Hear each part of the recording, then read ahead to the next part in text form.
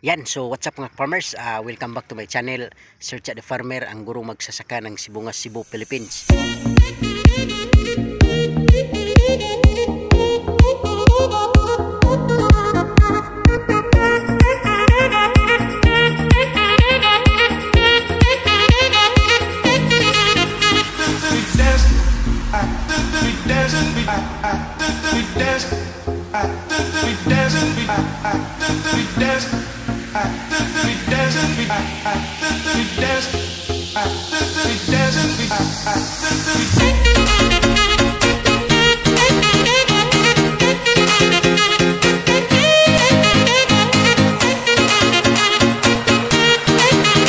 And if you are new to this channel mga farmers, please don't forget to subscribe and click the notification bell in order for you to be notified with my coming videos.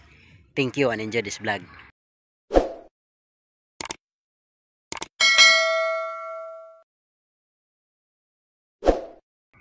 Okay mga farmers, so for today's vlog mga farmers ay ibabahagi ko po sa inyo yung ating 37 days na ampalaya. So ipapakita ko po sa inyo yung roofing updates ng ating ampalaya, kung kumusta na ba yung roofing ampalaya natin, kung ito ba ay nafi-filled up na ng ating mga ampalaya, nakagapang na ba ang ating mga ampalaya sa ating mga atip. So yan po ang aking ibabahagi sa araw na ito mga farmers. Ngunit bago po ang lahat, shout out sa ating mga tagapagsubaybay all throughout Luzon, Visayas and Mindanao, most especially to my mentors in ampalaya farming. Shout out Agaw Jupil the Farmer, anak ni Matoy. At the same time, shout out Agaw Pino Uyanggurin Kaminadi. At sa idol din natin, no, sa ampalaya farming, shout out Farmer Montijo. Okay, so shout out din sa mga kaibigan natin, no, from Kagay, Sibungas, Cebu. Shout out Boss Ayan Vlogs. At the same time sa ating kaibigan Idol Aquarus, shout out ng Persian Gulf Qatar. At the same time shout out din Salvador Farmers ng Antique. And then shout out Bicolanong taga Bukid. Shout out din sa ating kaibigan Lakas ng Negros TV. So shout out Idol Lakas. At the same time sa iba pa natin mga kaibigan, no, na hindi natin nabanggit, mga Redondo family sa Duguan Sibungas, Cebu, at saka Fernandez family ng Duguan, Cebu. So shout out po sa inyong lahat. At the same time shout out Jojo the Farmer ng Barangay San Antonio, Southern Leyte. So shout out Idol, kay Sugs TV. At the same time kay Sarge TV ng Davao, Gregi Farmer. Shout out Idol. At the same time sa lahat po ng hindi natin nabanggit, shout out. So ngayon po ay pupuntahan na natin at tingnan natin yung update sa ating ampalaya roofing o yung atip ng ating ampalaya. So tara na. Yan, so welcome back to my channel mga farmers, no, Search at the Farmer, ang gurong magsasaka ng Sibungas, Cebu, Philippines. So for today's vlog mga farmers, yun nga ang aking ibabahagi po sa inyo ay roofing updates ng ating ampalaya. So kumusta na ba yung ating mga ampalaya at the age of 37 days, no? So yan, kung makikita niyo, mayroon ng mga ampalaya na nasa atip na ngayon. So bago ang lahat mga ka-farmers, ipapakita ko muna sa inyo yung ating mga bunga, no, na maaari na po nating harvestin sa mga sumusunod na araw. So like this one, yan, malalaki na. So meron ding mga maliliit, ganyan. So marami ng bunga mga farmers. Dito yan, no, laki na. Kung makikita niyo ang laki na yan mga farmers, no, malaki na yan. Maraming bunga mga farmers, no, thanks God, no, kahit sobrang init talaga, pero sa pag-aalaga natin, management, ay lumaban po yung ating ampalaya. Okay, so ganyan ang beauty in ampalaya farming. Ganyan, maraming bunga yan. So ito, laki na mga farmers, no, malaki na.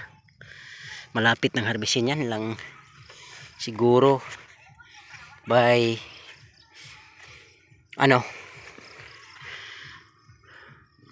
Saturday or Sunday, maaari na tayong mag-harvest ng ating ampalaya.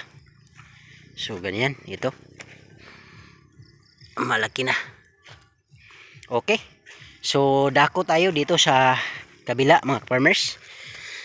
Yan, so tingnan natin yung roofing ng ating ampalaya dito sa area, ano.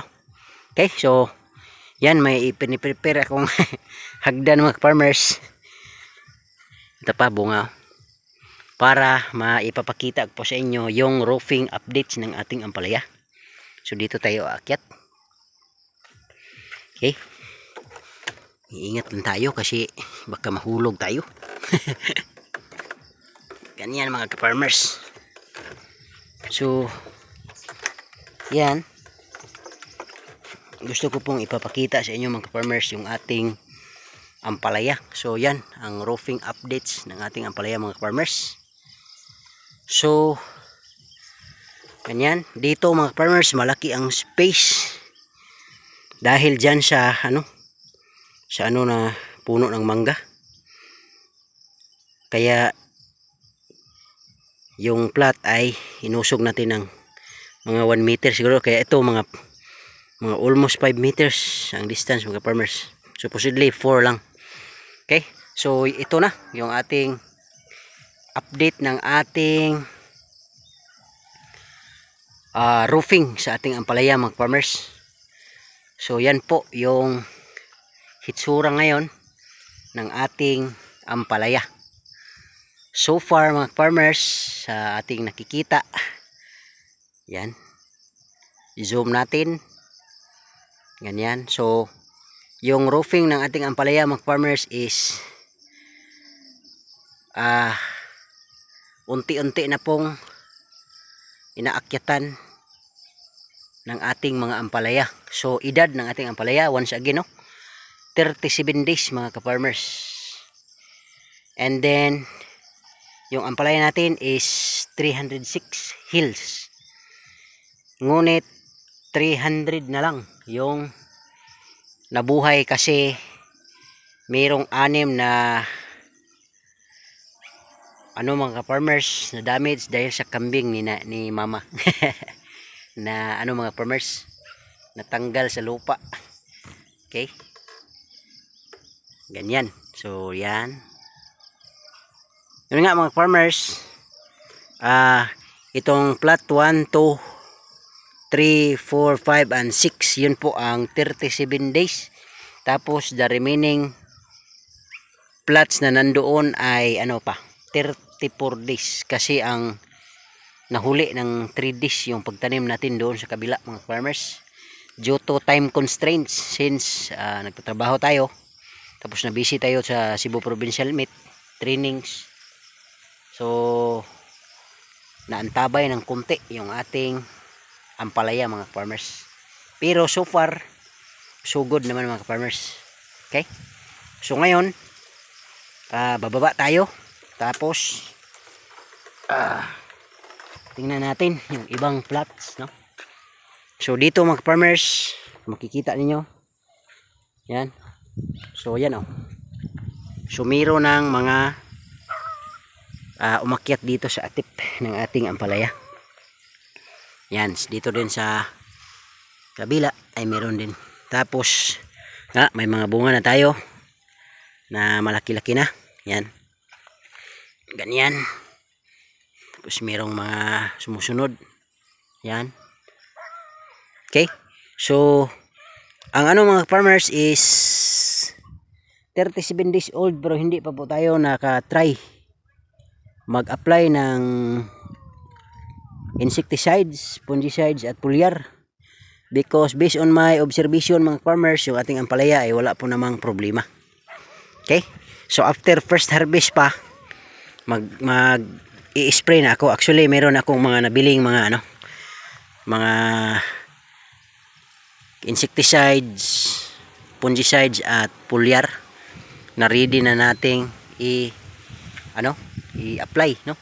Ngayon mga ka-farmers, ang challenge lang natin is patubig at saka itong hangin, malakas yung hangin mga ka-farmers.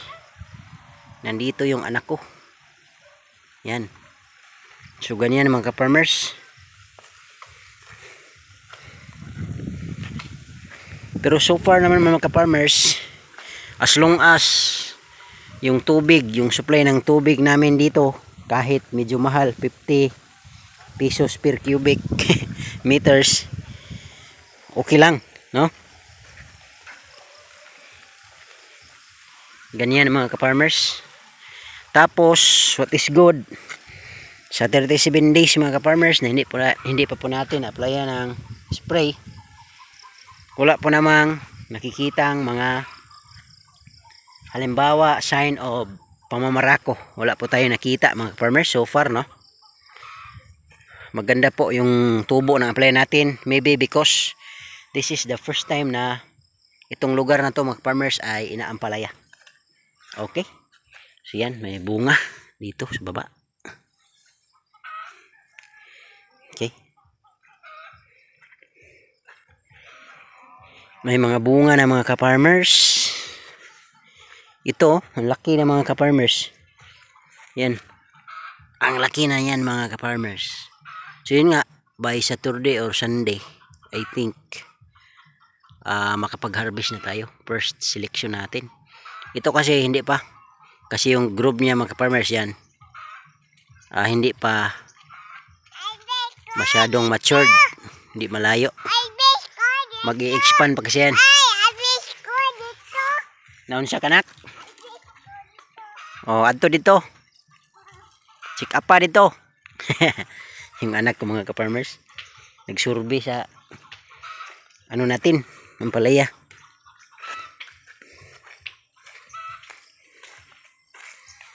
Sa anak? Oh, harvest ka? Ayaw, wala pa, dili pa pwede. Oh, kuhan pa, Saturday or Sunday pa, first harvest. Say hi.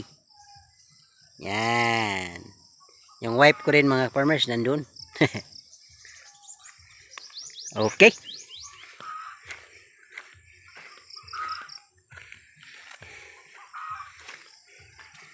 Okay, dito rin mga farmers. So dito nag-start mga ka-farmers yung ika 7th until 11th plots mga farmers na 34 days pa ito. Pero yan, nakaakyat na rin sa atip ng ating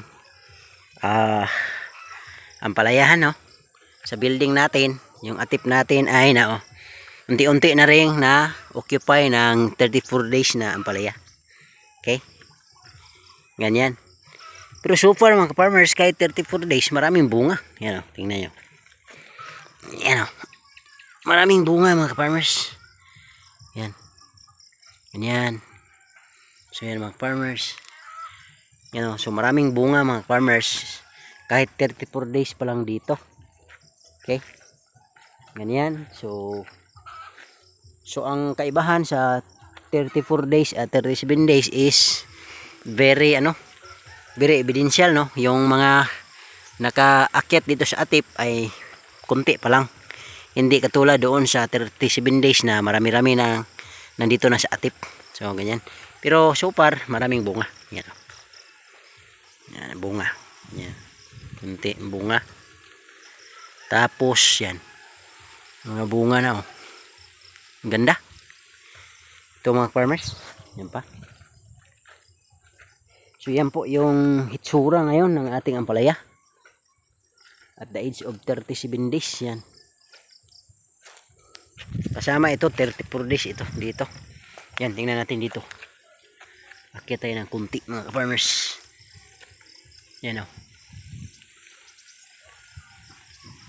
Yan po yung roofing ng ating ampalaya.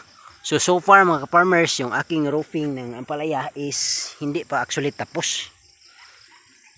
Ginawa ko ang technique na ito mga farmers dahil based on my experience doon sa last ampalaya garden ko, lahat ng atip ay ini-installan ko na ng yung DIY diamond trellis.